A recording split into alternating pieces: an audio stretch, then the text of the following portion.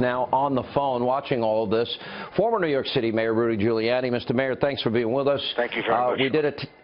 We did a town hall today in Cleveland. I saw it.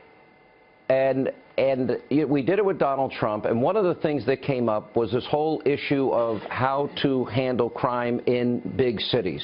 We now have seen this in Ferguson. We have seen this in Baltimore. We have seen this elsewhere around the country. It breaks my heart. And I guess it breaks my heart, too, because it's so unnecessary. To see this breaks my heart, and it makes me feel like my eight years of work as mayor of New York City went for naught. I took over a city that had two major riots, much like this, in the 4 years before I was mayor. And I had 8 years without riot because I would not permit a riot. I had 3 major shootings. One was a justified shooting, one was an ambiguous shooting, and one was a totally unjustified shooting, and the police officer is sitting in jail for 25 years. And this comes from a lack of leadership. This comes from the fact that the African-American community has been fed a false narrative from the very top, including the President of the United States, 2 attorneys general, the Secretary of State, who found the police officers in Baltimore guilty after they were found not guilty by an African-American judge, I may add, and never apologized for it. So they are being fed a group of lies. And, you know, the truth is the only thing that will set you free, not a series of lies. And in a situation like this, the people have to have confidence enough in their leadership, even if they don't like them, even if they disrespect them. They have to have enough confidence in them to believe that there will be a fair and just adjudication.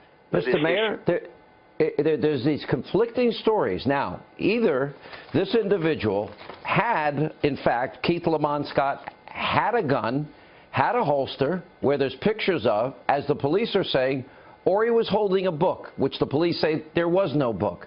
So there doesn't seem to be any gray area here. It was either one or the other. There is not. It's either one or the other. And what the President of the United States, I will say, what Governor McCrory and the mayor in that city should be saying to people is, wait, let us investigate this. If you don't like the result, you can protest. But I got to tell you one thing, you don't get to throw rocks, you don't get to shoot, you don't get to loot. None of that happens under any circumstances. How would you be handling this differently? Even if it's an unjustified shooting, you do not get to destroy the property of some other African-American man who has a woman who has a business in that area. This is absurd, what we have happen here. We have gone back 8 to 10 years in our race relationships because of what Barack Obama and Eric Holder and the President Attorney General and Hillary Clinton have done, which is they jump on immediately on these incidents and try to politicize them. And if, in fact, this man walked out of the car with a gun, of course the police officer is going to shoot him. You would shoot him. Now, you're not going to wait until the man pulls his gun up and shoots you. It might be too late to shoot him. If the man didn't have a gun, then the police officer belongs in jail. And it's really that simple. It's really that cut and dry. What would you look? We've watched now 2 nights in a row here, and now you can see that the crowd is growing and getting a little bigger once again. Police have used tear gas, rubber bullets, mace, and flashbang grenades. And my question to you is, if this was your city and you saw this happen last night, what would you be doing differently? It wouldn't happen in my city. How would it not happen? I set the rules down on day one. I mean, I gave a speech and a talk, and I met with the leaders, and I said, you get to protest all you want, but you take my streets, I arrest you. You throw a rock, I put you in jail. You shoot a gun, we're going to shoot back. I have 41,000 police. I don't know how many you have, but you're not going to riot in my city. Cities in America, in an American civilized society, there's no place for rioting. We have a criminal justice system. In Baltimore, Sean, the 3 police officers that were acquitted by an extraordinarily courageous African-American judge. All 6 of them now have been, the charges are dropped. The shooting that I had that was the most ambiguous, the police officers were acquitted by a jury, including 4 African-Americans.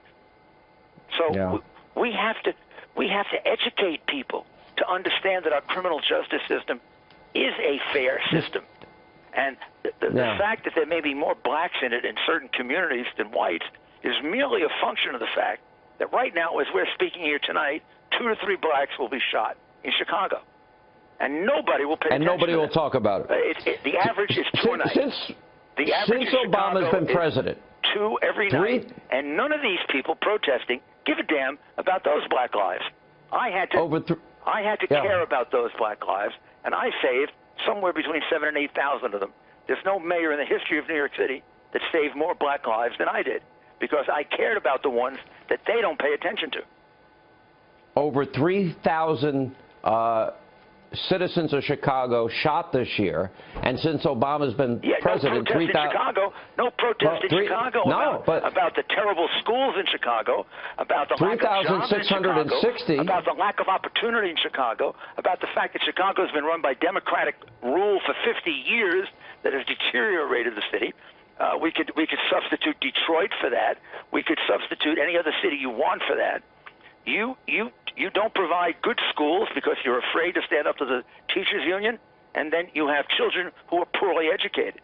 You don't provide jobs because you drive the jobs out of your city because there's so much crime. Yeah. You don't provide jobs for your people.